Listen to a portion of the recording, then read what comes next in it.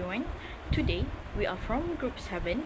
We will be breaking the news on two Sustainable Development Goals, SDG, which is SDG 3, Good Health and Well-being, and also SDG 15, Life on Land. So, for SDG 3, the theme title is Unmasking the Silent Killers, Tackling Non-Communicable Disease for a Healthier Future. Meanwhile, for the SDG 15, the theme title is Protecting Giants, Conserving Elephants to Sustain Biodiversity and Ecosystem Balance. So now, we will start with the SDG 3 based on the recent articles by Times Entertainment by the Times of India. Nowadays, heart attack is not the only silent killer we need to be aware of. There are numerous causes for it to happen. One of them is kidney failure. Have you ever imagined what will happen when our kidneys stop working? How bad will it affect our body? So today, we will be discussing on reason kidney failure are called as the silent killer, which include body adaptation to compensate the loss of kidney function. Kidney function tests are not included in general health checkups, progression of disease without noticeable symptoms, and also the relation of kidney failure and other chronic conditions. To begin with, kidney failure usually starts off with acute kidney injury and can progress for the worst, which is the chronic kidney diseases (CKD) due to the body adaptation to compensate for the loss of kidney function. This is because when kidneys start to lose function, other organs such as liver will try to take up some of the responsibilities to try to eliminate the toxins, altering the blood chemistry and redirecting the energy pathway. This could mean that most of the individuals could only uncover their disease when the body cannot compensate for the damage anymore.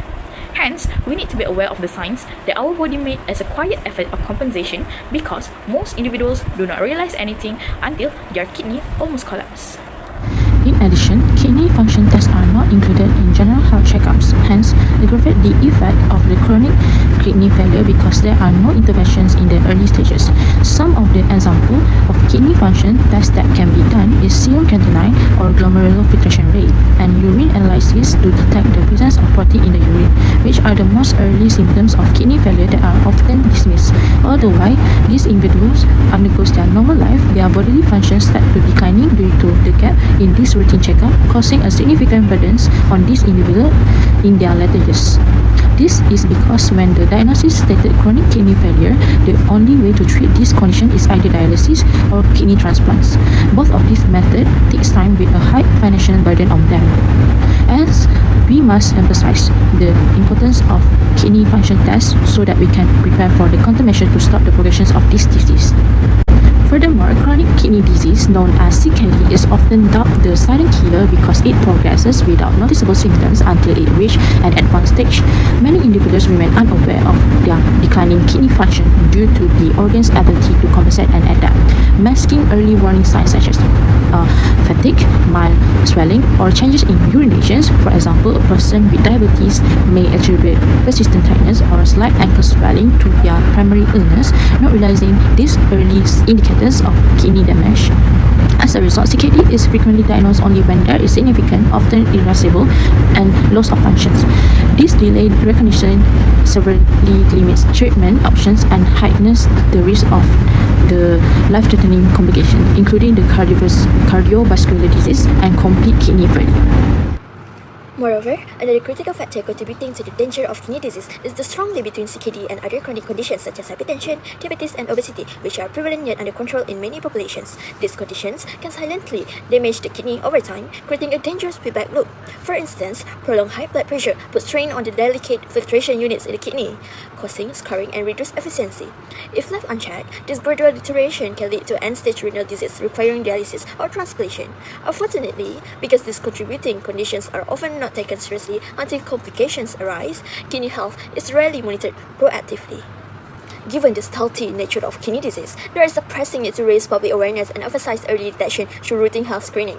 As highlighted in these articles, empowering individuals with knowledge and encouraging regular checkups, especially for those at higher risk, it can prevent disease progression and improve outcomes. Healthcare system must also integrate kidney health assessment into standard protocols for managing chronic conditions like diabetes and hypertension. In addition, promoting healthy lifestyle changes such as reducing salt intake, staying hydrated, avoiding excessive use over-the-counter painkillers, and maintaining a balanced diet can greatly reduce the risk of kidney damage. We must shift our focus from reactive treatment to proactive prevention. Only then, we can hope to reduce the global variant of this silent but deadly illness and give patients a better chance at a healthier, longer life.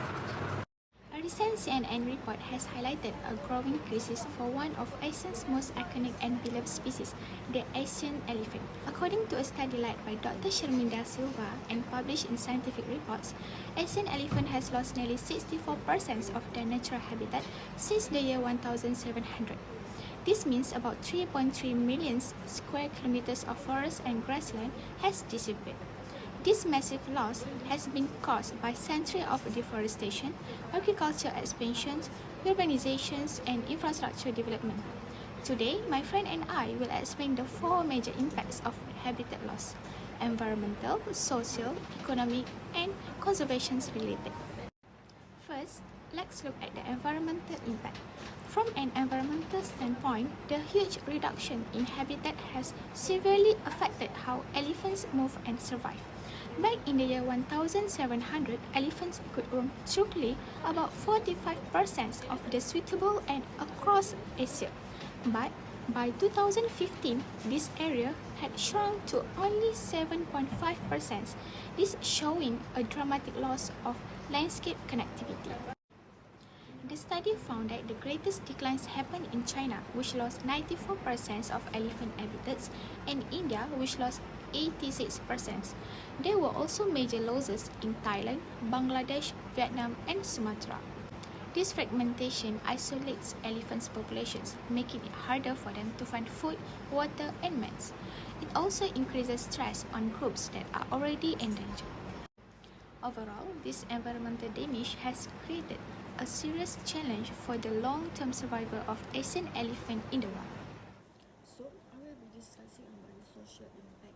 The destruction of the elephant habitat are also rising a permanent elephant conflict which affect safety, culture, and local livelihoods.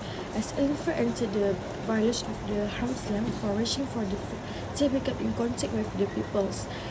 For example, as some states, conflict was dramatically increased in the 19th-18th centuries when the forest cover dropping below the 13 to the 14%.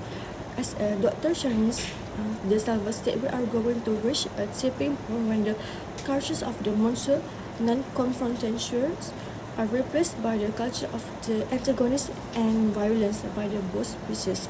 This means not only the elephants under the threats, human communities are also facing fears, injury, and lost traditional harmony with the wildlife. That's all. So let's move on to the economic impact. The economic cost of the habitat loss and elephant conflict is also severe. In 2021, a herd of elephants in Yunnan province, China, captured international attention when they were over 500 kilometers from their reserve.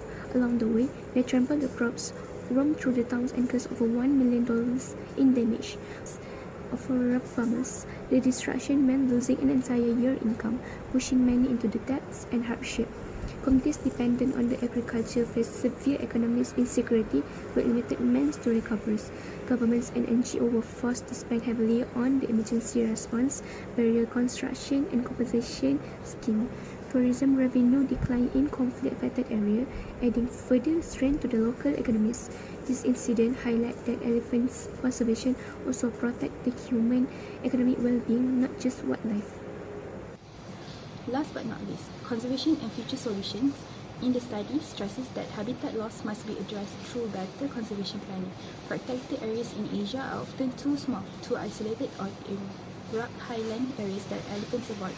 As in the news article, Dr. De Silva argues that restoring habitats doesn't mean keeping them in static, but rather working with rural and indigenous communities to create sustainable, connected landscapes.